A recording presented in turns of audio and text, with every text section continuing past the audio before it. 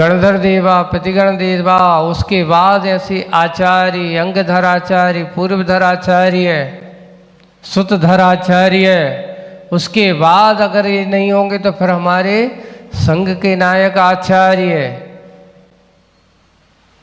वो उस बात को कहने के लिए कहा गया। इसके बाद अगर नंबर आता है लास्ट में तो वो भी बहुत, अगर उसमें भी गुरु आज्ञा है तो गुरु जी का आदेश है तो मुनि महाराजों का नंबर आता है उपदेश देने का, धर्मोपदेश करने का। ये ही सही मुख्य रूप से वस्तुतः जिनवाणी की गद्दी पर बैठ कर के उपदेश देने के अधिकारी हैं।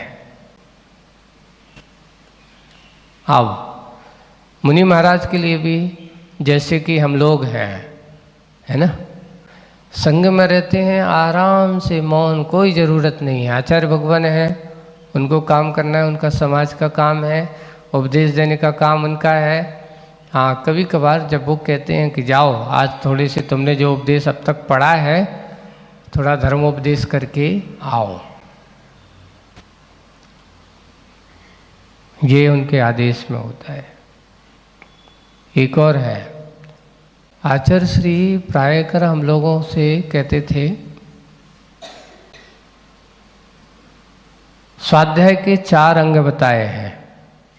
कितने अंग होते हैं स्वाध्याय के? सबसे पहला वाचना, पिछना, अनुपेक्षा, और चौथे नंबर पर रखा है धर्मोपदेश। वाचना, प्रच्छना, है ना, और आमना यानी चिंतन, उसको बार बार अनुपेक्षा, और लास्ट में धर्मोपदेश है। यही क्रम होना चाहिए। सबसे पहले वाचना होना चाहिए, अच्छे से पढ़ो, उसका अध्ययन करो, गहराई में जाओ, बिना पढ़े उपदेश नहीं देना।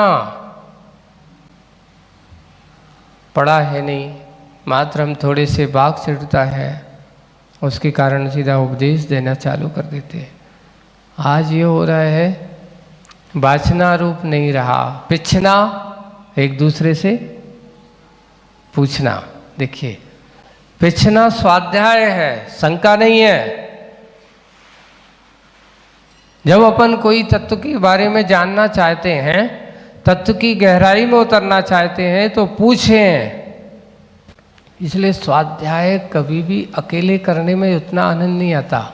अगर 4 लोग और बैठ कर के जब उसका मंथन चिंतन करते हैं, चर्चा होती है, उससे तत्व की और गहराई में जाने की विशेष बात हुआ करती, सबका चिंतन आता है। इसलिए प्रश्ना, पूछना, पढ़ते समय अगर मान लो आपसे कुछ समझ में नहीं आया तो हमारा काम क्या होना चाहिए? अपने से वरिष्ठ ज्ञानी जनों के पास जाकर के उस बात को पूछना चाहिए, इधर उधर की बात नहीं करना चाहिए।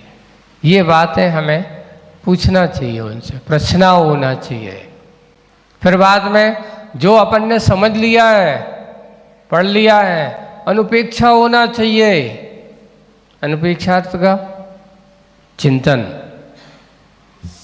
बार बार उसको दोहराओ, इसका आशय क्या होगा, किस अपेक्षा से होगा, किस लिए होगा, क्यों कहा होगा, ऐसे प्रश्न खड़े करते हुए अपने आप उनका चिंतन, उनके बारे में जानना अनुपेक्षा कहलाती है।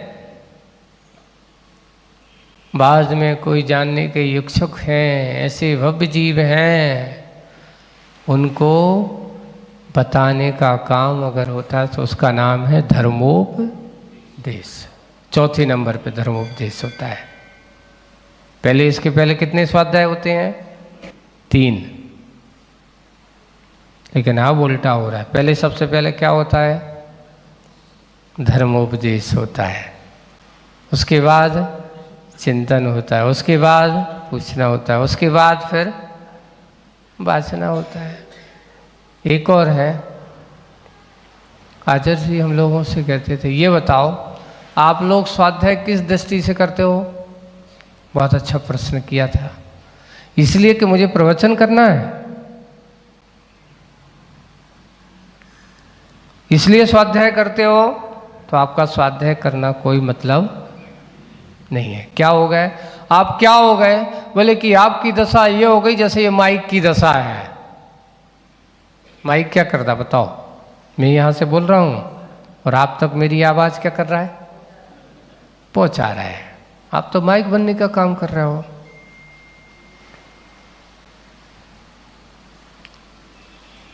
ये इसलिए नहीं कि स्वाध्याय हमें इसलिए करना है कि क्योंकि हमें क्या करना है? उपदेश करना है, इसलिए स्वाध्याय नहीं है।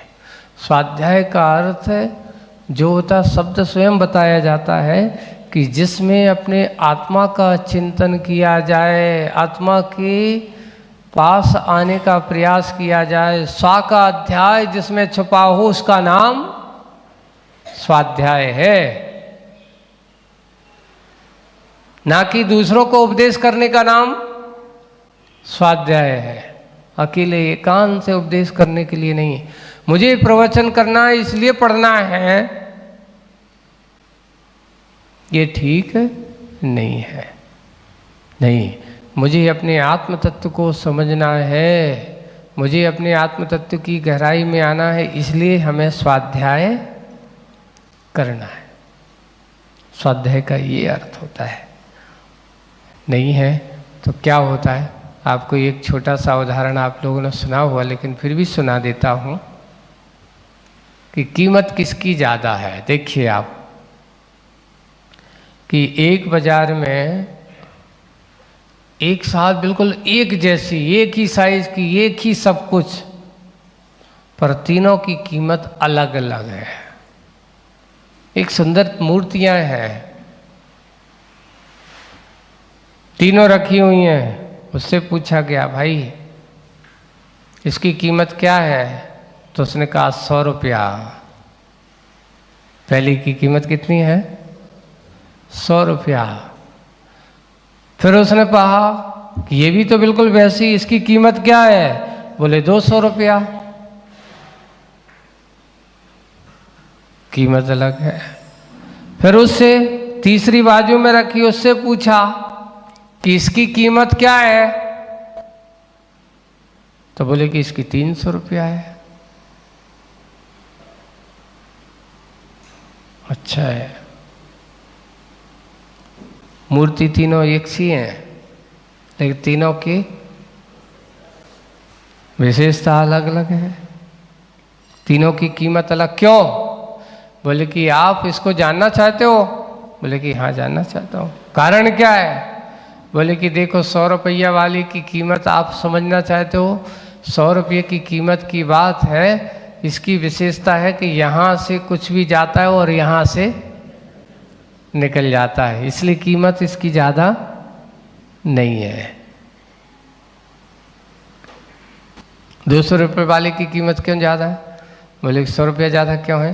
बोले कि इसकी विशेषता है यहाँ से तो लेता है और यहाँ से थोड़ा सा सीधा नहीं है, थोड़ा सा टर्निंग, यहाँ से लेता है और यहाँ से निकाल देता है, ये विशेषता है। अच्छा, इसलिए इसके 100 रुपया ज़्यादा हो गए? हाँ। बोले कि देखो मोड़ का प्रभाव ज़्यादा होता है, ऐसा है। तीसरे की विशेषता क्या है? तीसरे की विशेषता ये है कि सुनता यहाँ से, लेती यहाँ से और सीधे कहाँ? अंतरंग की ओर जाता है, वापस नहीं आता है, लेता है, इसलिए इसकी कीमत ज़्यादा है। यही है विशेषता ज्ञानियों की और ज्ञानी जनों की कि कीमत मूर्ति तीनों एक सी, पर तीनों के भाव अलग अलग है। कारण गुण धर्म के कारण से उसकी कीमत ज़्यादा है, मात्र रूप रंग से कीमत ज़्यादा नहीं है। यही बात है। वक्ता अगर वो बोलता है, ऐसा व्यक्ति होता है कि किसी के आगम के अनुसार नहीं, मेरा धन पैसा अच्छी विदाई होगा, सम्मान होगा। इसलिए एक काम करो, ऐसा बोलो जिससे कैसे हो जाए, अच्छे मस्त हो जाए, खूब तुम्हें पैसा भी मिलेगा, सोना चांदी से अच्छे बढ़िया सोने के आभूषण बना करके तुम्हारे लिए पहना दिए जाएंगे, ऐसा बोलो। वो वक्ता किसके अनुसार अवसरवादी माना जाता है। आगमवादी जो होता है वो कहता है नहीं, तुम्हारे अनुसार नहीं, किसके अनुसार बोलूंगा। इसलिए आगम को गद्दी पर बैठने का अधिकारी अगर होता है तो उसके लिए कहा वीतरागी ही होना चाहिए। रागियों के लिए जिनवाणी को कहने का अधिकार नहीं दिया, वीतरागी को ही कहा है मुख्य रूप से। बाद में अब ये व्यवस्थाएं हैं, एक अपने बीच में हैं, लेकिन वस्तुतः मुख्य रूप से अगर कथन जो होता है तो वो वीतरागी के ही प्रमाणिक माना जाता है। रागियों के अंदर की गई कथा जो बताया जाता है वो प्रमाणिक नहीं हो सकता, वो अपने हिसाब से लोगों को, वक्ताओं के हिसाब से वो कहने की बात होती है। इसलिए कहा गया कि जहाँ चाह है वहाँ सही राय हो ही नहीं सकती। इच्छाएं हैं, आकांक्षाएं हैं, अपेक्षाएं हैं, वही है। जहाँ धन कंचन की आस, पाद पूजन की प्यास। अपने यहाँ तो मुनि महाराज के लिए कहा गया, उन्हें किसी से कोई लेन देन नहीं। लोग आएंगे क्या कहेंगे, छडाला की वो पंक्ति को याद करो, हरि मित्र महल मसान कंचन कांच निंदन तुति करन अर्घावतारन असी प्रहारन मैं सदा समता धरन। वीतरागी का स्वरूप ये है। इसलिए वो जो बोलेगा उसको ये नहीं कि मैं जाऊंगा तो मेरा सम्मान नहीं करेंगे ये लोग, इसलिए भैया अच्छा बोलो, इन्होंने के मतलब की बात बोलो। यानी ये बोलो कि खूब परिग्रह जोड़ो, खूब दान करो, सम्मान करो, लेकिन आकिंचन धर्म कहता है कि कुछ भी रखो मत, जो कुछ हुए सब कुछ छोड़ो। धर्म की बात कही तो धर्म से कही कि मोह के साथ कही, इसलिए भाई ऐसे संभल कर बोलो। पंडित जी का कहा अच्छा ये प्रवचन की बात थी, सही बात नहीं थी। यानी आपकी बात को हम क्या माने, आपने जो कहा वो सत्य का नहीं। महाराज कहा तो हमने सत्य है, लेकिन क्या करें, इसके बिना तो हमारा जीवन, आपके इसके लिए तो आए हैं। अगर हम आप लोगों की विदाई पर नहीं टिके तो हमारा काम क्या होगा। इसलिए बोलने वाला कोई पंडित जी से ऐसा कहो तो ऐसे ही उपदेश हुआ। एक पंडित जी की और एक बड़ी विचित्र हो गई बात, देखियो आप लोगों को ये भी बता देता हूँ। अपने ही गांव में एक दिन बड़ा अच्छा उपदेश चल रहा था। क्या उपदेश चल रहा था? उपदेश में ये कहा जा रहा है कि देखो किसी के लिए भी अपने यहाँ स्पष्ट लिखा है जैन दर्शन में कि बैगन खाना महादोष का कारण है। और जो कह रहे हैं वे के बिना रहते नहीं हैं, उनको रोज चाहिए। लेकिन अब क्या करें, लिखा है तो कहना तो पड़ेगा। उन्होंने बहुत प्रवचन दिया, उनकी पत्नी वहाँ बैठी थी, वो भी सुन रही थी प्रवचन की कि भट्टा खाना, बैगन खाना ये महाहिंसा का कारण है, प्रमाद कारण है, प्रमत्तता महादोष है, जीव हिंसा होती है, सब कुछ उनने कहा। तो उसने कहा कि जो अच्छो भाव आज से पिंड छूटो। कम से कम पंडित जी ने क्या छोड़ दिया, बैगन को छोड़ दिया है, भट्टा छोड़ दिया है। तो वो घर पे गई, जितने रखे थे उठाए और उसने जा कर के फेंक दिए, गायों को खिला दिया। बस अब क्या हुआ, पंडित जी आए घर पर, भोजन करने बैठे, भोजन करते ही साथ सबसे पहले क्या देखो, क्यों हमारी सब्जी कहाँ है, काहे की सब्जी,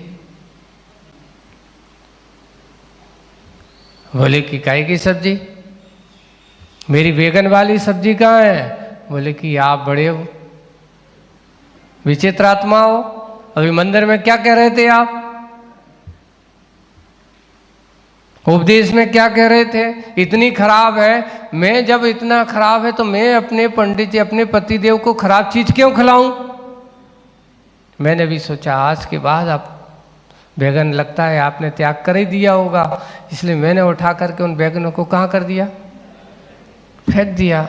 तो गुस्सा आ गई, उन्होंने क्या कह दिया, तू समझती नहीं मूर्खा है पूरी की पूरी, ये तो प्रवचन के भट्टा अलग थे और घर के भट्टा अलग हैं, ये कहने वाले हैं बैगन है। दूसरों को उपदेश देना, इसलिए कहते हैं कि अवसरवादी, रागी हमेशा अवसरवादी होता है, वीतरागी अवसरवादी नहीं होता। रागी हमेशा अपने धन कंचन आस की दृष्टि रख कर के बोला करता है, पर वीतरागी धन कंचन की आस नहीं, वो तो आगम की बात को रख कर के बोला करता है, उसको तो मतलब अपने आगम की रक्षा करने के लिए होती है। इसलिए उपदेश देने का, जहाँ कोई ख्याति पूजा लाभ की चाह नहीं है, तुम्हारा सम्मान करो या ना करो, पर मैं अपने आगम का अपमान नहीं करूँगा,